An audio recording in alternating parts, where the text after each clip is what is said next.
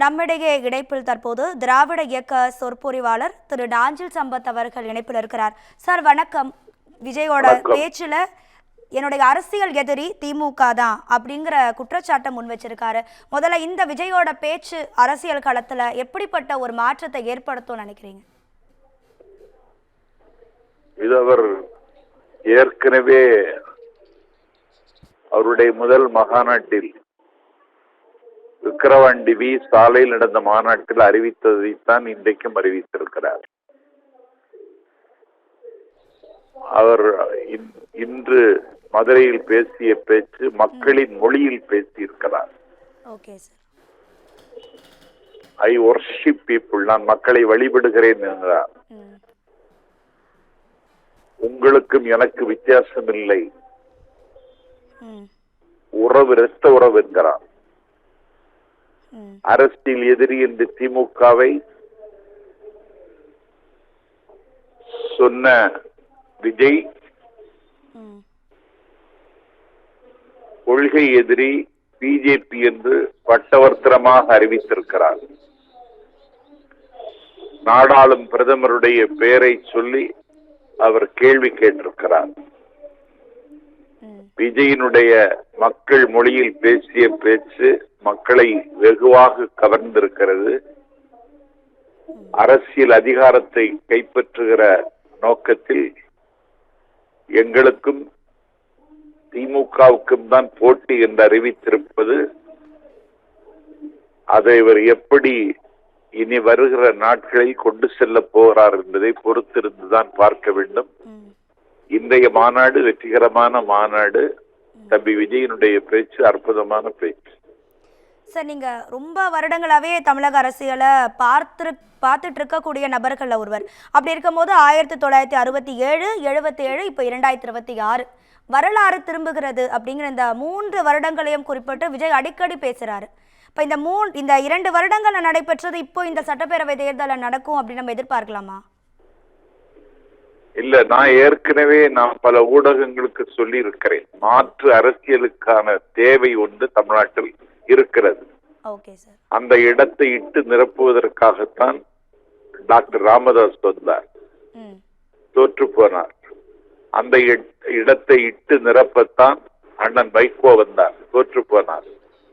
அந்த இடத்தை இட்டு நிரப்பத்தான் விஜயகாந்த் வந்தார், தோற்று போனார். அந்த இடத்தை இட்டு நிரப்புவதற்கு வந்தவர்கள் எல்லாம் தோற்று போன நிலையில் அந்த இடத்தை இட்டு நிரப்ப முடியும் என்கிற நம்பிக்கையோடு விஜய் வந்திருக்கிறார் என்பதுதான் உண்மை.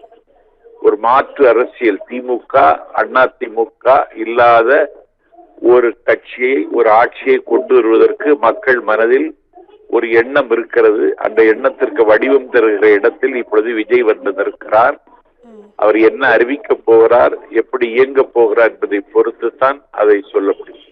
இல்ல சார், அவருடைய உரையிலேயே அவர் எம்ஜிஆர், விஜயகாந்த், அந்த வரிசையில விஜய், இந்த 3 பேரையும் வரிசைப்படுத்தி அவர் பேசுறாரு. ஒருவேளை மதுரை அப்படிங்கறதுனால கேப்டன் அவர்களை கையெழுத்து எடுத்திருக்காரா?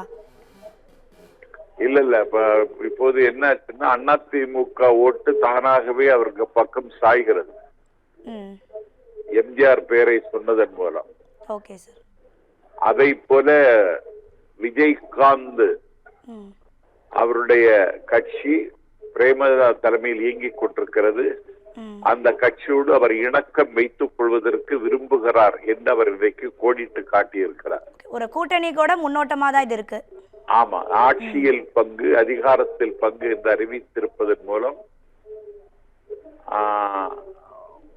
சில கட்சிகளை அவர் குறிவைக்கிறார் என்பது புரிகிறது. அதுல தேமுதிக முக்கியமாக அவர் குறிவைக்கிறார்.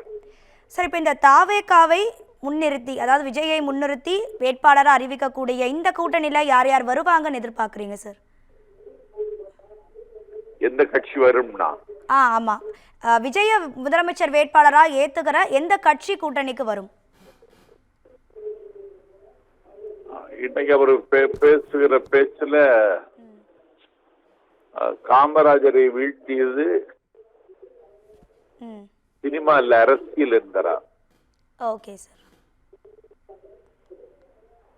அதனால அவர் காங்கிரஸை மனதில் வைத்து பேசுகிறாரோ என்று எண்ண தோன்றுகிறது. அது மாதிரி நல்ல கண்ணுவை வீழ்த்தியது சினிமா அல்ல, அரசியல் என்கிறார். இடதுசாரிகளோடு இணைந்து கொள்ளலாமா என்று யோசிக்கிறாரா என்று யோசிக்க வேண்டியது இருக்கிறது. ஆகவே விஜயனுடைய பேச்சு ஆழமான பேச்சு, அழுத்தமான பேச்சு.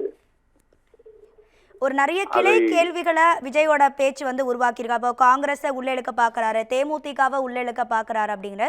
ஆனால் திமுகவிலே ஒரு முதலமைச்சர் பொறுப்பில் இருக்கிறவரை அங்கிள் அப்படின்னு ஒரு பொது மேடையில் Stalin uncle, it's very wrong uncle அப்படிங்கிற சொல்றது ஒரு சினிமா பாணியில இருக்குன்னு எங்ககிட்ட பேசின விருந்தினர்கள் எல்லாம் சொன்னாங்களே சார். ஆமா, சினிமா மொழியில் பேசின பேச்சு. ஒரு சினிமா கலைஞனாகவே பேசி இருக்கிறார். இன்னும் சொல்ல போனா அது இதுதான் சினிமா பாணி, சினிமா மொழியிலேயே பேசி இருக்கிறார். அது மக்கள் மத்தியில் ரொம்ப ஈர்க்கும். அது ஓகே சார். அதற்கு ஒரு ஈர்ப்பு சக்தி இருக்கிறது என்பதை மறந்து விடவும் முடியாது, மறுத்து விடவும் முடியாது. அப்போ இந்த வரிசையில விஜய் வெற்றி பெற வாய்ப்பு இருக்கா 2026ல? எம்ஜிஆர் அவர்களுடைய இடத்தை விஜய் பிடிப்பாரா?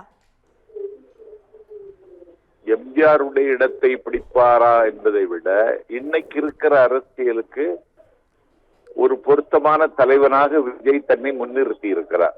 Okay sir. ஆமா, அது எப்படி போகுங்கிறது அவருதான் இனிமேல் போக போக சொல்லணும். ஏன்னா இதுவரைக்கும் தேர்தலை சந்திக்காத கட்சி. எம்ஜிஆர் தேர்தலை சந்தித்தவர். எம்ஜிஆர் திமுகவோடு இணைந்து இசைந்து இருந்தவர். கருப்பென்றும் சிகப்பென்றும் வேற்றுமையாய் கருதாமல் எல்லோரும் ஒற்றுமையாய் என்று கருப்பு சிகப்பு கொடிய வெள்ளித்திரையை தூக்கி பிடித்தவர். உதயசூரியனின் பார்வையிலே உலகம் விழித்துக் கொண்ட வேளையிலே என்று பாடி உதயசூரியன் சின்னத்தை பட்டி தொட்டி எங்கும் கொண்டு சேர்த்தவர். மூன்றெழுத்தில் என் மூச்சிருக்கும், அது முடிந்த பின்னால் என் பேச்சிருக்கும், அது கடமை, அது என் கடமை என்று சொல்லி திராவிட முன்னேற்ற கழகம் என்கிற மூன்றெழுத்துக்காகவே வாழ்ந்தவர் என்று தன்னை வெளிப்படையாக அறிவித்துக் கொண்டவர். அவருக்கு ஒரு அரசியல் செல்வாக்கும் திராவிட இயக்க பின்புலமும் அவருக்கு இருந்தது. இந்த பின்புலம் தம்பி விஜய்க்கு இல்லை. ஆனால் தமிழ்நாட்டினுடைய வாலிபர்கள் அவர் பக்கம் அணிவகுத்து நிற்பதை இன்றைக்கு கண்கூடாக பார்க்க முடிந்தது. இந்த வாலிபர்களை எப்படி அரசியல் படுத்த போகிறார் என்பதை வைத்துத்தான் விஜயனுடைய அரசியலை வருகிற நாளில் கணிக்க முடியும். நிச்சயமா சார். 2026 சட்டமன்ற தேர்தலில் இந்த எல்லா கேள்விகளுக்கும் பதில் கிடைக்கும் அப்படின்னு நம்புறோம். நன்றி சார், இணைப்புல வந்ததற்கு மிக்க நன்றி.